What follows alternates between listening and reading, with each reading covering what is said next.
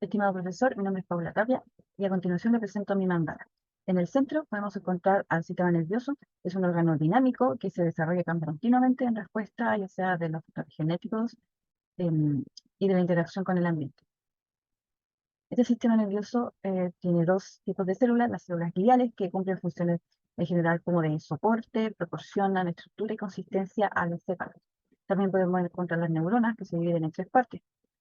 Aquí en el centro tenemos el soma, eh, alrededor aquí las dendritas y el cuerpo, el axón y los terminales axónicos.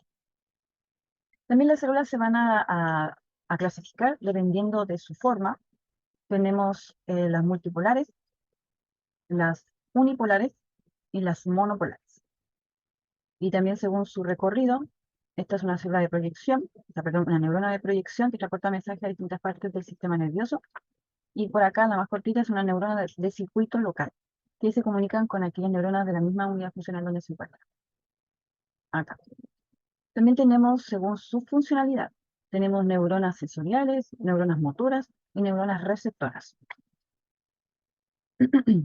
Aquí, volviendo a la neurona, es donde se produce un elemento anatómico funcional que facilita la comunicación entre neuronas, que es la sinapsis. Existen dos tipos de sinapsis: la sinapsis eléctrica, que se transfiere información entre células por medio del transporte de iones y que es a través de canales directos.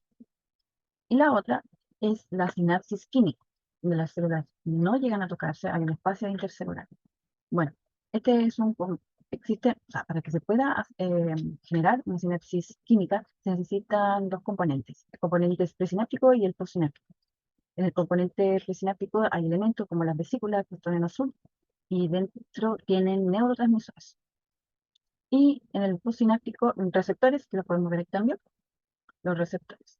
Estos receptores van a atrapar, por así decirlo, a neurotransmisores. Y uno de los neurotransmisores más importantes, que cumple la función de excitatoria de las neuronas, es el glutamato. El glutamato va a abrir los canales que están cerrados en el receptor, que están cerrados por magnesio. Abre este canal, eh, ingresa el sodio y ingresa los canales de calcio, que también están aquí dentro del componente postsináptico. Y de esta forma se crea la sinapsis neuronal. Otros elementos que participan, como ya dijimos, son los neurotransmisores, que son moléculas que se producen y se almacenan en las neuronas, y que cada neurotransmisor cumple una función determinada para el funcionamiento de nuestro cerebro. Esta estructura que tenemos aquí es el axón de la neurona. Es por aquí donde viaja el impulso nervioso o el potencial de acción, que es el que finalmente genera que estas vesículas se suelten del citoesqueleto y puedan producirse la sinapsis. ¿Qué produce la sinapsis? La sinapsis es donde finalmente ocurren los procesos de aprendizaje y memoria.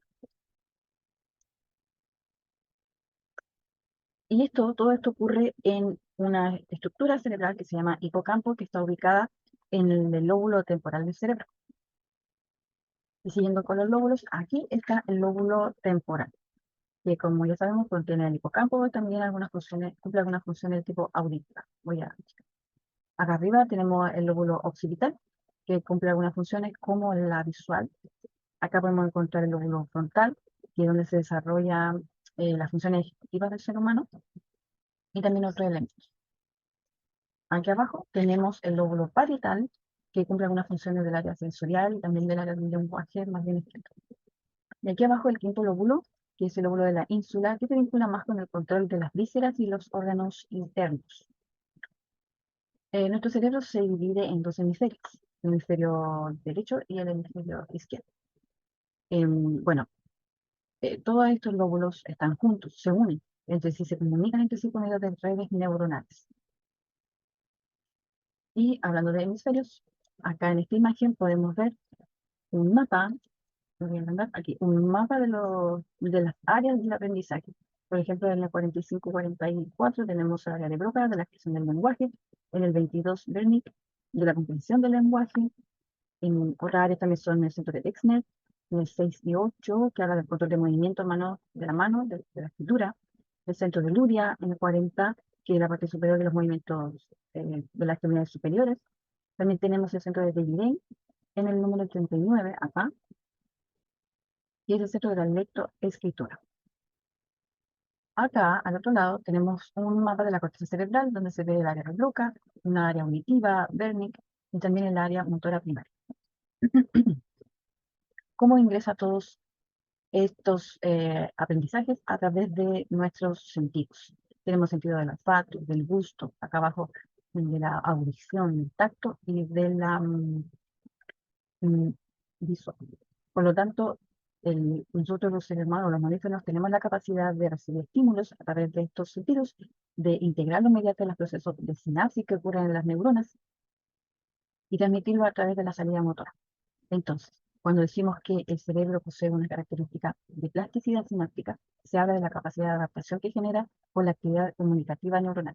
Entre más potenciales de acción eh, fluyan por el axón hacia los terminales axónicos, entre más se prolonga esta actividad neuronal, más sinapsis se filtra.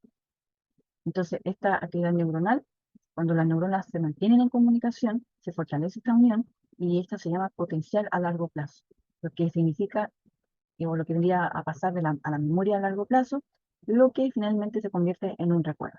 Por esto es que es necesario que un ambiente de aprendizaje sea propicio, que sea estimulante, desafiante, que entregue experiencias de aprendizaje importantes y significativos para los niños y niñas y estudiantes, y esto más sumado a otros elementos como una alimentación saludable y equilibrada, y por supuesto que al resguardo de las emociones y un ambiente de aprendizaje propicio. Eso, profesor. Muchas gracias.